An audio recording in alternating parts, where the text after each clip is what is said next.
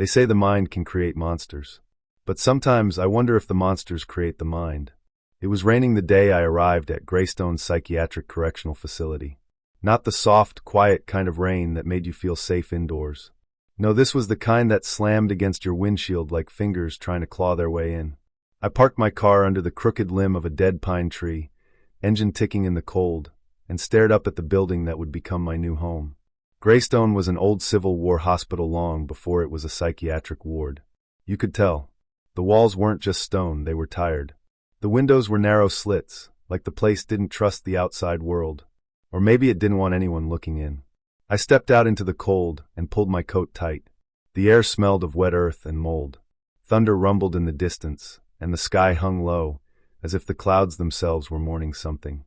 Inside, the lobby was dimly lit and silent except for the faint buzz of a flickering ceiling light.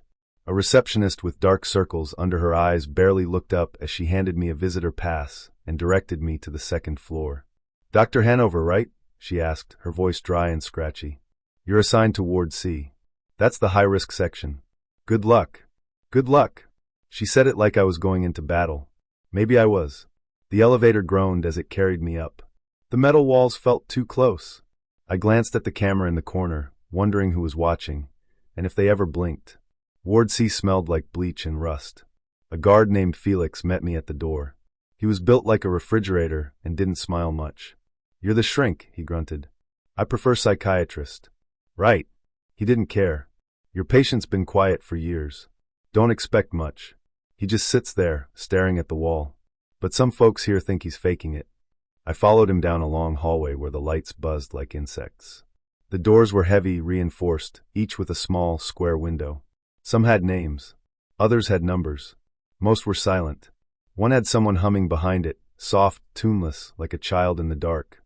Felix stopped in front of room 219. He didn't open the door right away. "You know who this guy is?" he asked. "Thomas Granger. Former theology professor. Accused of murdering 6 people. Ritual killings," he said, tapping the door with one thick finger. "Symbols carved into their skin. Stuff you don't forget. The photos will make you sick." I'd already seen the photos. I'd already been sick. Felix opened the slot on the door. He hasn't spoken since the trial. But yesterday he asked for a doctor. "Asked for you by name." That stopped me. "I've never met him." "Doesn't matter. He says you're the one who'll listen." I stared through the slot. Inside, a man sat on the edge of a narrow bed. Thin, pale, eyes sunken deep into a face that had forgotten sunlight. He didn't look like a killer. He looked like someone who'd been locked inside his own mind for far too long. Then, as if he felt me watching, he turned. His eyes met mine. Cold. Steady. And he smiled. Something in my chest went tight. He didn't look surprised to see me. He looked patient, as if I'd finally arrived, just as he knew I would. Felix unlocked the door and stepped aside. "Don't stay too long," he said. "And don't believe a word he says." I stepped into the room. The door shut behind me with a sound that felt too final. Thomas Granger didn't move. He just watched me, head tilted slightly, like a man examining a crack in a glass he already knew would shatter. "Dr. Mike Hanover," I said, offering my hand. He didn't take it. Instead, he spoke, and his voice was calm, almost polite. "I've been waiting for you, doctor." There was no madness in his tone. No tremble. Just certainty. And something else, something ancient. "I want to tell you what really happened," he said. "Because I didn't kill those people." Then he leaned forward, his eyes gleaming under the flickering light. "The thing that did is still in here. Just not in me anymore." And just like that, I felt the first crack splinter inside my mind. I sat alone in my office, the old radiator hissing behind me like it resented the cold. The walls were stained yellow from years of smoke and silence, and the overhead light buzzed with a faint flicker, just enough to make your thoughts feel uneasy. The file sat on my desk. Thick. Heavy. Wrapped in a frayed brown folder and sealed with a red tab marked Class Omega. Only the worst cases got that tag. Serial killers, ritualists, cult leaders, the ones whose minds you don't study, you survive. Thomas Granger. I opened it. There were photos first. I hate that they always put the photos on top, as if the words aren't enough. Black and white crime scene images, 6 in total. Victims laid out like offerings, their bodies arched unnaturally, as if frozen mid-scream. Symbols had been carved into their skin, spirals, crosses within circles, a strange rune that looked almost like a crown made of horns. Every victim had the same look in their eyes. Terror. But not the kind of fear that comes from pain. This was something else. The kind of fear that sees what's behind the world, something no one else can. Something that watches you, even after you're dead. The next section was the psychological profile. I skimmed it. Granger had once been a theology professor at Blackthorn University. Highly respected, focused on comparative religion, specifically demonology. He'd written papers on ancient Sumerian possession lore, Babylonian exorcism rites, and medieval Catholic banishments. They called him brilliant, until he was found kneeling in a field at dawn, shirt soaked in blood, murmuring in Aramaic. He confessed to the murders. At least, at first. Then he stopped talking. For 6 years, he hadn't said a word. Until last week. A single sentence, spoken to a nurse during the night shift. It's gone now. That's when they assigned me to him. There was a handwritten note paper-clipped to the corner of the file. Sloppy. Rushed. Patient exhibits no current signs of psychosis. Requests regular sessions. Claims innocence. Proceed with caution. I leaned back in the creaky chair and closed the file. Claims innocence. That's not unusual. Guilt fades in these walls like color from old photos. But what unsettled me wasn't his change of heart. It was the way the crime scenes matched rituals exactly described in a Sumerian manuscript that had never been published. I only recognized it because I'd read a portion of it during my time overseas. It wasn't the kind of knowledge someone could stumble on. You had to look for it, dig for it, or worse, hear it. I looked at the time. My first session with Granger was in 20 minutes. Part of me wanted to cancel. Blame the power outages. Say I wasn't ready. But that's not who I am. That's not why I came to Greystone. I came because I needed to face darkness. Because part of me still believed that the worst monsters were born in the mind, and that if I could understand them, maybe I could silence my own. Still, something cold slid down my spine as I put the folder away. There's a difference between understanding madness and inviting it to speak. I stood outside his cell longer than I should have. The hallway was too quiet, as if the building itself was holding its breath. The guard, a tired man with a face like old leather, gave me a look as if to say, "You sure about this?" He didn't speak. Just unlocked the heavy door and stepped back. Inside, the room was dim. The single bulb overhead flickered once before it settled into a weak yellow glow. The walls were padded, but stained. The kind of stains that never come out. And there he was. Thomas Granger sat cross-legged on the floor like a monk, his back perfectly straight, his eyes closed. He looked peaceful, clean-shaven, almost ordinary, except for the way he didn't flinch when I stepped in. He didn't look up, didn't move. I cleared my throat. "Mr. Granger, my name is Dr. Mike Hanover. I'll be handling your psychiatric reassessment." His eyes opened slowly, pale blue. Calm. Too calm. "I know who you are," he said. His voice was soft, like someone telling a bedtime story. "I've been waiting for you." I kept my clipboard close. "You haven't spoken in nearly 2 years. Why now?" He smiled just a little. Not with his mouth, his eyes did it first. Because the silence was safer. But it left. The thing that wore me, it's gone now. I think it wants someone new. I studied him. "You mean the demon?" He nodded once, so slowly it was like his head resisted movement. "It never liked this place. Too much iron in the walls. Too many eyes watching. But it stayed for me. Fed on me. Until I stopped believing I was real. I had dealt with delusions before. I'd heard patients claim all sorts of things. Aliens. Angels. Voices in their cereal. But Thomas didn't talk like them. He wasn't frantic or unsure. His voice had weight. Like he believed every word. And that made it dangerous. "Tell me about the night of the killings." His eyes didn't blink. "I didn't kill them. I waited. I watched," he continued. "I saw through its eyes. I felt my hands move, but they weren't mine. It laughed when I cried. It used my voice to scream prayers backward. I scribbled a note, even though my hand was shaking slightly. Do you remember the victims?" He tilted his head. "Of course. Their faces. Their fear. I remember the smell of burning sage. It hated that. Hated light. But it loved the moment their souls slipped away. That's when it felt strongest. I wanted to leave then. Something in the air had changed. It felt thick. Heavy. Like the pressure before a storm. But I pushed forward. And now?" I asked. "Do you feel free of it?" He looked up at the ceiling. The light flickered again. "I feel empty," he said. like a shell after the crab walks away. But it's not over, doctor. I think it found a crack. In the walls. In someone's head. And it's moving. I leaned forward slightly. Moving where? He stared at me then. Not just at me, into me. You shouldn't have come here, Mike. My heart paused for a second. I hadn't told him my first name. The silence that followed felt longer than it was. The air buzzed with the hum of the light above us. I forced myself to breathe slowly to stay grounded. Why did you really agree to see me today? I asked. He smiled again. This time wider. Because you're not like the others. You don't believe in demons. Not yet. But you will. And when you do. He stood suddenly. The movement was so smooth it startled me. You'll wish you never opened the door. The guard stepped forward, but I raised my hand. It's all right, I said, backing toward the door. We're done for today. Thomas sat down again, just as calmly as before. He closed his eyes. And just as the door shut behind me, I heard him whisper something. Low. Soft. But unmistakable. Invenio. I looked it up later that night. Latin. I am found. The first thing I noticed that morning was the silence. Not the calm kind like in a library or out in the woods. No, this was the kind that pressed against your ears, thick, heavy, and waiting. I stepped into the hallway of Ward C, and immediately felt something was wrong. The air was colder than usual, and the lights were flickering above me with a faint electric buzz. One of the orderlies passed by, nodding, but his eyes looked sunken, like he hadn't slept. I shook it off. Just another gloomy day in Greystone. Nothing new. Still, something about the silence followed me as I made my way to room 313, Thomas Granger's room. I'd been seeing him for 3 days now, each session stranger than the last.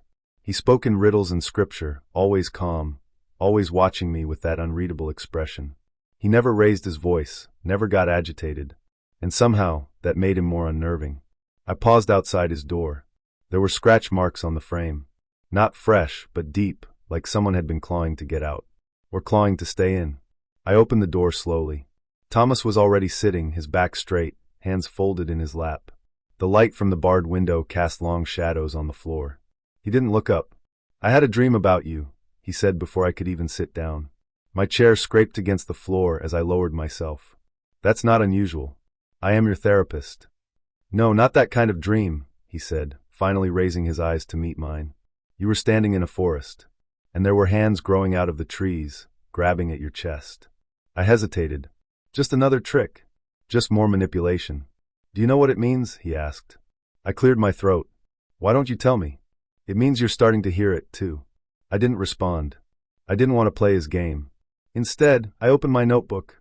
Let's start with your thoughts about the murders. You said the demon used your body. That you weren't aware of what you were doing. I never said I wasn't aware, he replied softly. I said I wasn't in control. There's a difference. A soft tapping came from the window behind him. I glanced past him. A bird, a black crow, was pecking at the glass. Its head twitched unnaturally, as if trying to see inside. Thomas didn't even turn around. They always come before the shift, he said. Before it moves. What moves? You'll see. If it chooses you. There was something about the way he said it, like it was already decided. I kept the session short. I wasn't going to give him the satisfaction of rattling me. But the unease stuck with me long after I left the room. As I walked down the hallway toward the break room, I passed one of the long-term patients, a mute named Carl. He'd never spoken a word in the 5 years he'd been at Greystone. But now, he was standing perfectly still, staring at the wall. Whispering. I stopped. His voice was low, hoarse, almost like a chant. Ligere tenebri host I am. I stepped closer. Carl. He didn't react. Just kept whispering, swaying ever so slightly. Then he stopped. Slowly turned his head toward me. And smiled. It wasn't a warm smile. It was the kind of smile that didn't belong on his face. I backed away and called for a nurse. By the time she arrived, Carl was seated calmly in his chair, silent again. Like nothing had happened. Later that night, I was in my office reviewing the session recordings. Thomas's voice played through the small speaker, steady and cold. I told you, doctor. It isn't gone. It just hides. It moves from the guilty to the willing. I paused the tape. There was static, just for a second. Then a sound. Like breathing. But heavier. Wet, guttural. I rewound and played it again. Nothing. Just silence. Then, without warning, the lights in my office flickered. My monitor shut off. And for a brief second, I saw something in the reflection of the black screen. A shadow, right behind me. When I turned around, the room was empty. I didn't sleep that night. I didn't tell anyone about what I heard, or what I thought I saw, because deep down, I didn't want anyone to say it out loud. I didn't want anyone to tell me that maybe, just maybe, Thomas was telling the truth. The rain hadn't stopped since the night Thomas first spoke to me. I remember looking out my office window at the gray morning, the fog hanging over the trees like a secret. Greystone always felt distant from the rest of the world, but today, it felt like it had been completely cut off, as if something ancient had sealed us in. Something didn't sit right with me. Thomas's words had been haunting me for days now. It's still in here, just not in me anymore. That should have been enough to write him off as delusional. And yet, the look in his eyes when he said it, it wasn't madness. It was fear. Real fear. I couldn't shake the feeling that something was missing from his case file. Something no one wanted me to see. So I decided to dig deeper. Not into Thomas, but into this place. Greystone was old. The foundation had been laid during the Civil War. It had gone by different names over the years. A sanatorium. A prison hospital. Now a correctional psychiatric facility. But the bones of the building had stayed the same. And old buildings, they remember. I started in the archives, 2 floors below the main offices, just above the boiler room. The air was dry, the lights dim. Rows of file cabinets lined the walls, each drawer labeled by decade. Dust clung to everything like a second skin. It was quiet. Too quiet. My footsteps echoed like whispers. I found a file from 1874. The label on the leather-bound folder simply read, Special Wing, Patient Notes. Inside were yellowed papers, most of them handwritten. Sketches. Diagrams. Latin text I couldn't understand. But one page stopped me cold. A drawing of a symbol. It matched the one found on Thomas's first victim. An open eye inside a jagged triangle, surrounded by 6 crescent moons. Below it, a note in cursive. Patient claims voices come from beneath the stone. Says the whispers promise freedom. Has attempted ritual again. Blood use this time. Must inform Father Alcott. Voices from beneath the stone. That night, I stayed late. The staff had mostly gone home, and the halls were nearly silent. I took the old blueprints from the wall outside maintenance and studied them under my desk lamp. There it was. A sealed stairwell, behind the East Wing morgue, leading down to something marked chapel sublevel. It had been bricked off in 1902. I grabbed my flashlight and made my way there. The morgue door creaked open like it hadn't been used in years. The air was colder. My breath fogged. At the far end of the room was a blackened brick wall. I tapped it, and the sound echoed strangely, like there was space behind it. I don't know what came over me, but I started clearing the edges. The bricks were loose. Old mortar crumbled under my fingers. After about 10 minutes, I opened a hole wide enough to step through. My flashlight flickered. I stood in a narrow stairwell, steep and damp. The walls were carved stone, slick with something that glistened. I descended slowly, heart pounding. Each step felt like I was leaving something behind, sanity maybe. At the bottom was a door. Wooden rotted but still shut tight. A metal cross was nailed across it, upside down. I pushed it open. The smell hit me first, earth, mildew, and blood. I stepped into a round room. Candles, long burnt out, lined the edges. Symbols had been carved into the stone floor. Some matched the ones in the 1874 file. In the center of the room was a shallow pit, no larger than a bathtub, filled with dried black stains. This wasn't a chapel. This was a ritual chamber, and it had been used recently. I stood there, flashlight shaking in my hand, and for a moment, I thought I heard breathing. Not mine. Something slow, deep, like lungs too large to belong to a man. I turned and ran. I didn't sleep that night. I didn't tell anyone. But I kept thinking about what Thomas said. He didn't summon the demon. He found it. And now so had I. I wasn't sure why I kept coming back to Thomas's cell. Every time I walked down that narrow corridor, where the lights hummed too loud and the air smelled like bleach and something older, I told myself it would be the last. That I had enough notes. That I'd written my report. That there was nothing more to get from him. But still I came. He was sitting cross-legged on the thin mattress when I arrived, his eyes closed, hands resting in his lap like he was meditating. The camera in the corner blinked red, recording every moment. The guards had started leaving me alone with him now, after a dozen uneventful sessions. But even with the door locked behind me, I could never shake the feeling that someone else was in the room with us. Or something. "Thomas," I said. We need to talk about what you said yesterday. His eyes opened slowly. I noticed they weren't wild or unfocused like some of the others I'd worked with. They were sharp, alert, too calm for someone locked in a concrete box for 6 years. You mean the part where I told you it's still here? He said with a faint smile. No, the part where you said it used you. His smile faded. I sat down in the metal chair across from him. My notepad stayed in my lap, but I didn't bother flipping it open. I already knew the questions. I was less interested in the answers now, and more in how he gave them. The pauses, the tone, the shifts in his face. I'd learned long ago that truth doesn't always come out in words. Thomas leaned forward, resting his elbows on his knees. It doesn't come like you think, he said. It's not fire and horns. No voice from the shadows. No spinning heads. That's just cinema. The real thing, it's slower. Smarter. It learns you. Learns you. Yes, he whispered. It watches. It listens. It studies your grief, your guilt. It doesn't enter through possession. That's too loud. Too obvious. It waits until your own thoughts sound like its voice. Then you never know who's talking. I swallowed hard. My mouth felt dry. Tell me what happened, I said. Not the crimes. Not what the court heard. Tell me your version. He looked at the floor, then back at me. It started in the library. At the university. Theology department? Yes. I was working on a book about the concept of evil across religions. I found something I wasn't supposed to find. A manuscript. Bound in leather, real leather, old, cracked. No title. No author. Just symbols.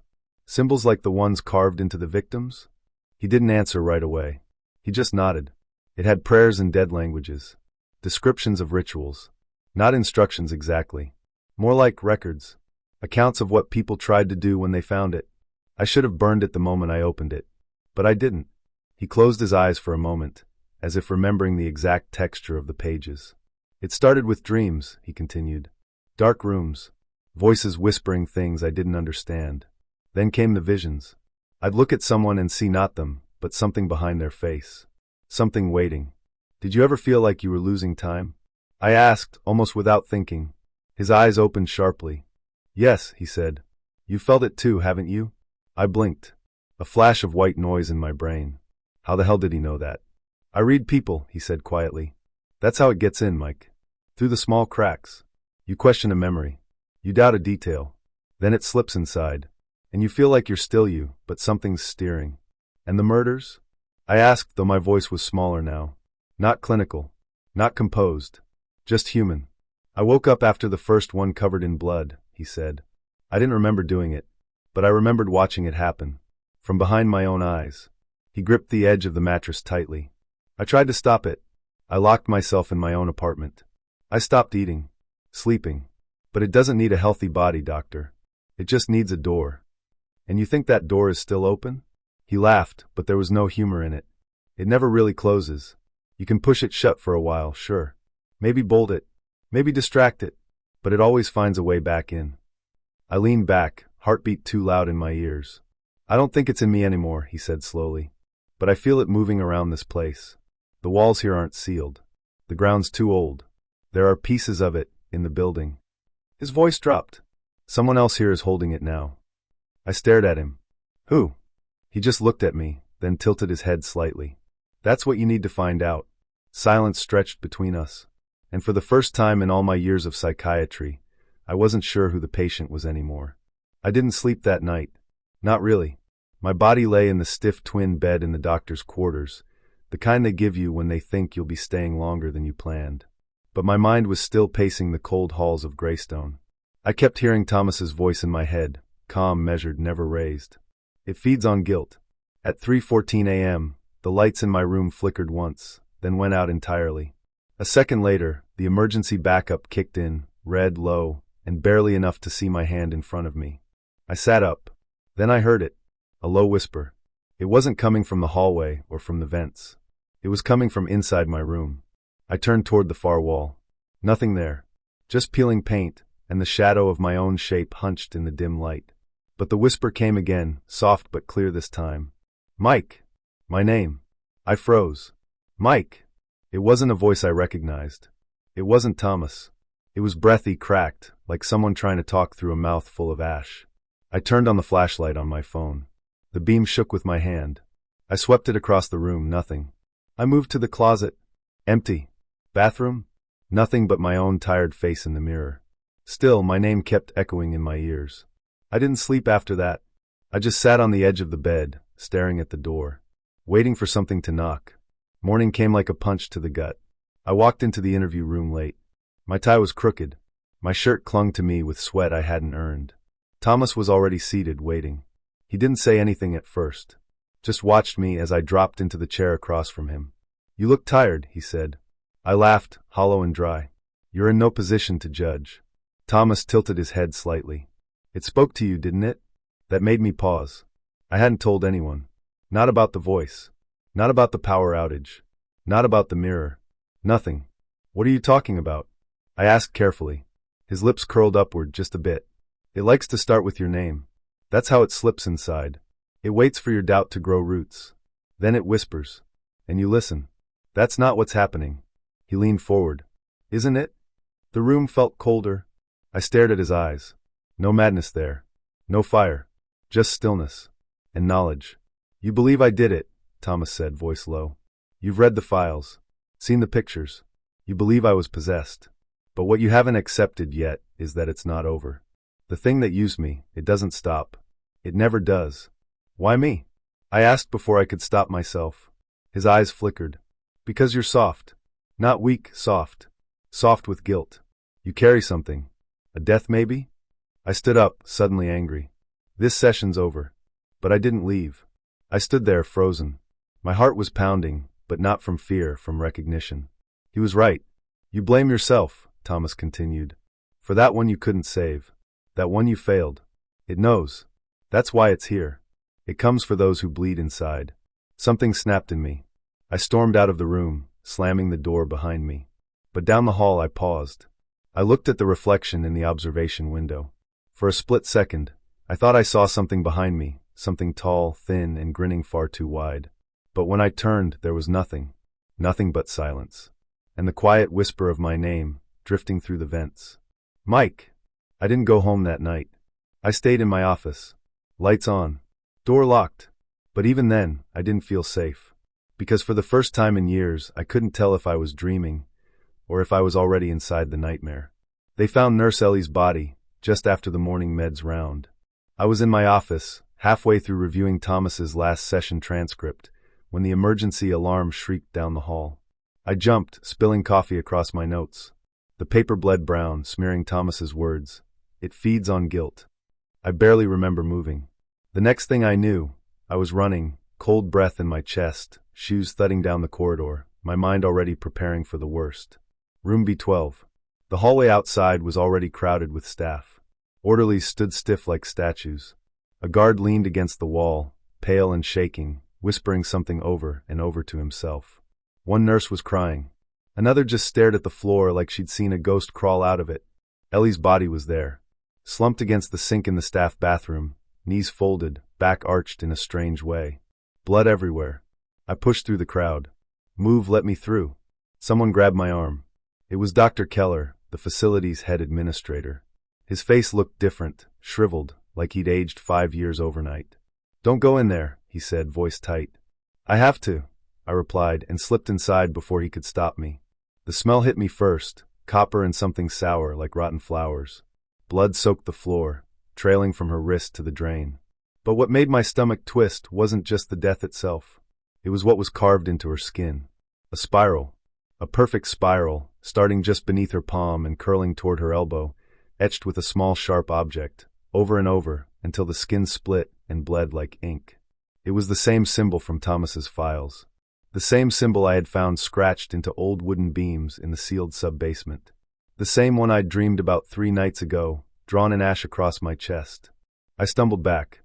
On the mirror above the sink, scrawled in her blood, were 2 words: "IT speaks." My head began to buzz. Later, when the security footage came in, I watched it alone in the observation room. Ellie walked into the bathroom at 6:11 a.m. She was humming. The same soft hum she always did during rounds. She washed her hands, checked her watch, smiled at something in the mirror, and then she stopped, went completely still, her head tilted, almost like she was listening to something behind her. Except no one was there. Then she started muttering. No sound came through the feed, but her lips moved fast, like they were trying to keep up with something whispering into her mind. Her eyes rolled upward. Her hands trembled. And then she took a small scalpel from her pocket. She began to carve. Not quickly. Not in a panic. With precision. As if someone was guiding her hand. As if she'd done it before. By the time she collapsed, her lips were still moving. I stared at the screen for what felt like hours. I didn't sleep that night. Couldn't. I kept hearing her voice in my head, though I'd never actually heard what she said. It speaks. That's what she wrote. But to who? I tried to rationalize it. She had been overworked. Maybe struggling quietly. A tragic end to a mental spiral I hadn't noticed. But deep down, I knew that was a lie I told myself to stay sane. Because just before the footage ended, just as her body hit the floor and the blood began to pool, I saw it. A flash of movement in the mirror. Not her reflection. Not mine. Something else. A shape, tall and crooked, standing just behind her. No face. No features. Just a black smear of presence. And for the briefest moment, it looked directly at the camera. At me. The screen went black. That was when I knew Thomas wasn't the danger. Something else was. And it was no longer hiding. I waited until 3:12 a.m. That's when the night staff rotated, and the cameras in the West Wing glitched just long enough for someone like me to disappear into a hallway without questions. I told myself I wasn't doing anything illegal. I was just investigating. That's what doctors do. We gather information. We get to the root. But this root went deep. And it smelled like rot. I carried a flashlight, a crowbar tucked under my coat, and Thomas's old journal wrapped in a cloth. The pages were dry and brittle, but the drawings inside, those infernal symbols, looked freshly inked. As if they bled through time itself. The door to the sub-basement had been welded shut decades ago. A rusted warning plaque was barely hanging on its hinges. Restricted. Old medical storage. Do not enter. Someone had scratched a message beneath it with a nail. It hears what the walls forget. I pried the door open slowly, every creak like a scream in the stillness. The scent hit me first, mildew, wet stone, and something like old blood. The air felt heavy, like stepping underwater. I descended the stairs one by one. Dust rose with every footstep, disturbed after years of silence.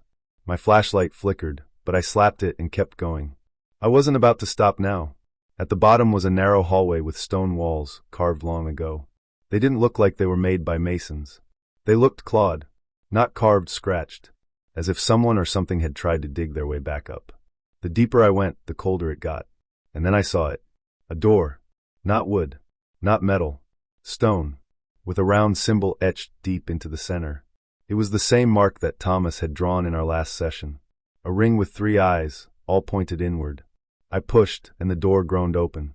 Inside was a circular chamber, low ceiling, lit only by my beam. The walls were covered in what I first thought was paint, but no.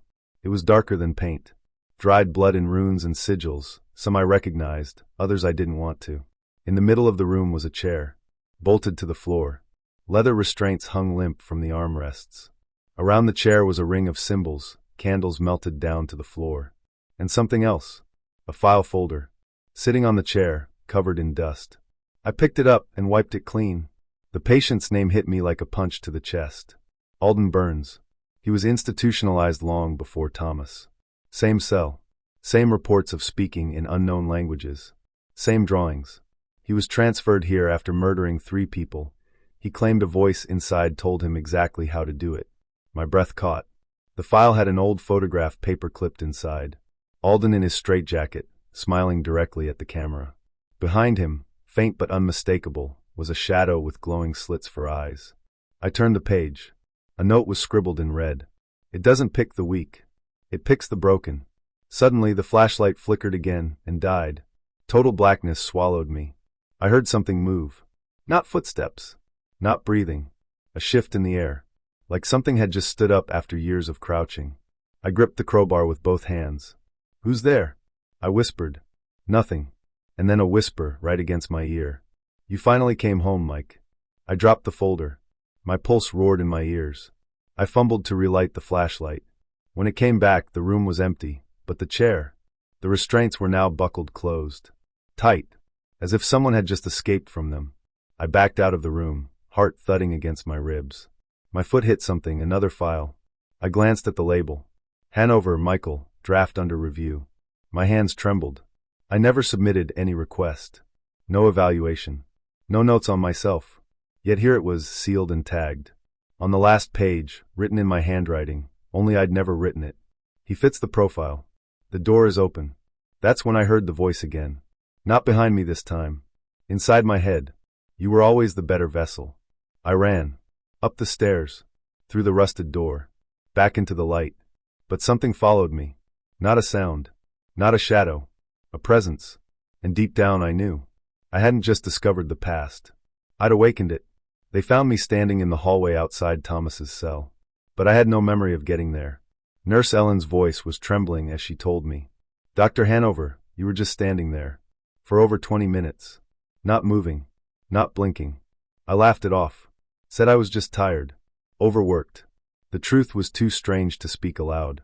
Because when I looked at my watch, the last time I remembered was an hour earlier, reviewing Thomas's session notes in my office. Something was missing. A blank space in my mind. A silence too heavy to ignore. I returned to my office, but it didn't feel like mine anymore. The shadows in the corners seemed darker than they should be.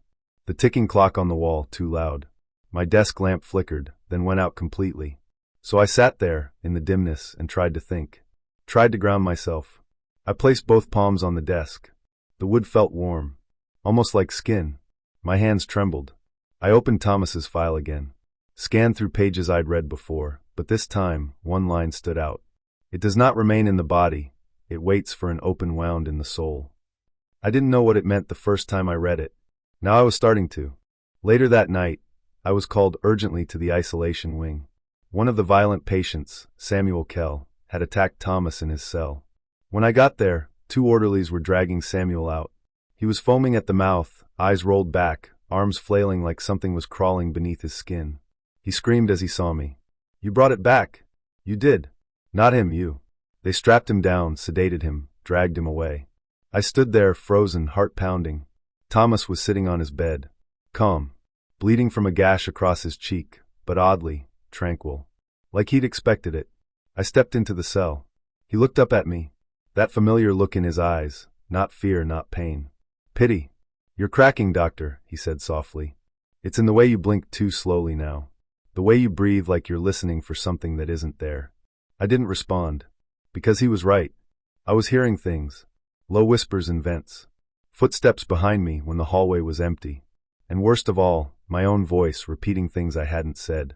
Back in my room that night, because I'd started sleeping in the facility now, too afraid to drive home, I stared into the small mirror above the sink. My face looked pale. Thinner. But my reflection, it lagged. For just a second. Like it was waiting to see what I would do first. I splashed water on my face and gripped the edge of the sink. And then it happened. A voice. My voice. Right behind me. I don't belong here, do I? I spun around. No one. I looked back at the mirror. And my reflection smiled before I did. The next morning, I told the head administrator I needed access to the basement level, the one sealed off years ago after the electrical fire. He said no. I insisted. He said I was becoming too involved with the Granger case. Suggested I take a week off. I almost laughed. A week? I didn't think I had a day left before something inside me tore through. So that night, I stole the keys. If I wanted answers, I had to go where it all started. Where they say the rituals first happened. Where the symbols were found carved into stone long before Thomas ever arrived. Before any of us arrived. If Thomas was once the vessel, then maybe now. It was me. And whatever it was waking up. I don't remember walking back to my office. One moment I was standing outside Thomas's cell, staring at the claw marks on the floor tiles, marks that hadn't been there yesterday, and the next, I was at my desk. My lamp was on, though I knew I hadn't touched the switch. My notes were scattered. The old books I'd borrowed from the archive, Thomas's own texts on possession and ancient rites, were open, as if someone had been reading them while I was gone. I stood there, trying to breathe. My chest felt tight, not like panic, but like something heavier pressing down. Something that didn't want me to speak. I checked the time. It was 3:07 a.m. 3 hours lost. I reached for my recorder, but it was already on. I pressed stop. The tape inside was full. Hands shaking, I hit rewind and then play. What I heard wasn't my voice. It was low. Not a growl, not human. It spoke in a language I didn't understand. Fast. Whispery. Like wind twisting through a grave. It said a name, over and over. Not mine. Thomas's. I dropped the recorder and stepped back, nearly tripping over the edge of my chair. My heart pounded so loudly I thought the walls could hear it. I had to find him. Now. The hallway to the solitary wing was dark. Again. Always during the night rounds, the lights flickered or failed entirely. This time it was worse. The overhead bulbs didn't flicker, they hummed. A low buzz that vibrated through the walls and into my teeth. Halfway down the hall, I saw it again. A shadow where there was no light. It didn't move. It just stood tall, narrow, and pulsing with something I didn't want to name. I didn't stop. I walked through it. My body screamed, but I kept going. Thomas's door was already open. He sat in the far corner of the room, legs crossed, hands folded like a monk. The light above him swung slightly, casting shifting shadows across his face. "You're almost there," he said without looking up. "You feel it, don't you?" "I lost time," I whispered. "Time is the first thing it takes," he said. "Because once you don't trust the clock, you start doubting your mind. And once that happens, the door opens." He looked up then. His eyes weren't wild. They were calm. And that terrified me more than anything else. "I thought it was you," I said. "I told you. It left me." He stood slowly. "But it never leaves the building. It waits. It watches. And it picks someone new." "Why me?" My voice cracked. "Because you believed me. That was enough." I backed up a step. "You knew this would happen." He nodded. "I tried to warn you. I tried to prepare you. But guilt, it makes us stubborn." He stepped closer. "What are you guilty of, Mike?" I couldn't answer. My throat seized. My mind filled with images I had buried deep. The screaming soldier, the shaking hand, the wrong medication, the final breath. "It knew. You carry it with you," Thomas said. "It smells it. It drinks it. And it speaks to you using the voice of your shame." I fell to my knees. The hallway lights exploded one by one behind me. Pop, pop, pop, glass rained down like tiny frozen tears. Thomas knelt beside me. "You can still fight it, but you'll need to go where it was born." "The sub-basement," I said. "Yes," he said. "Where the rites began. Where it was first fed." My eyes stung with tears. "And if I don't? Then you'll become like me." He smiled, thin and tired. "Except this time, it might stay." That night, I packed my bag. Flashlight. Lighter. Salt. The pages Thomas gave me from the ritual. I was going to the sub-basement. Not as a doctor, but as a man with nothing left to lose, and something inside him that didn't belong. The candlelight flickered like it was afraid to stay alive. I crouched in the middle of the sub-basement, surrounded by dust, rot, and symbols I didn't understand, at least not completely. I had copied them from Thomas's old journal, the one he had hidden in the lining of his mattress. Latin phrases, old rituals, things that didn't belong in any medical textbook. I had tried everything else. Therapy. Logic. Sedatives. Silence. None of it worked. Because the thing that haunted Greystone wasn't a disorder. It wasn't in the blood or the mind. It was older than both. And now it was inside me. I lit the last candle. 12 in total, just like the book said. Each placed carefully around the iron ring I had carved into the stone floor with a stolen bone chisel. My hands were shaking, my palms sweaty, but I didn't stop. I couldn't stop. The shadows were moving wrong tonight. They stretched when they shouldn't. Bent around corners where there were none. And I could hear it breathing. Not with ears. With something deeper. Like the way you feel thunder in your bones. I opened Thomas's journal. The last page was covered in red ink, or maybe blood. The words spiraled in a circle. Invenio daemonem. Locker. Redo. Exio. Find the demon. Speak. Return. Leave. I had memorized the chant. I didn't need the page anymore. I sat in the middle of the circle, closed my eyes, and began. Invenio daemonem. A gust of cold wind blew across the floor. But there were no windows. No vents. Just brick, stone, and silence. Locker. A low growl echoed in the back of my skull. It wasn't mine. I kept going. My voice cracked, but I didn't stop. Redo. The candles flared. Every flame turned black. And then I felt it. A presence. Standing right in front of me. I opened my eyes. There was nothing.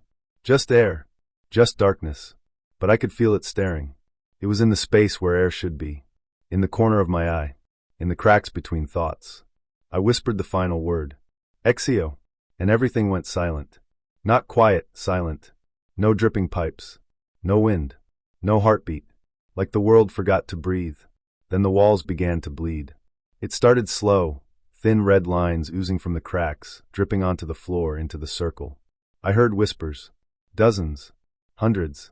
All around me. Speaking in tongues I shouldn't understand. But I did. They were calling my name.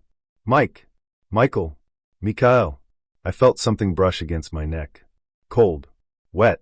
Like a tongue without a mouth. I tried to stand, but I couldn't move. My legs were numb. My hands locked in place. And then I saw him. Thomas. But it wasn't really him. His face was stretched.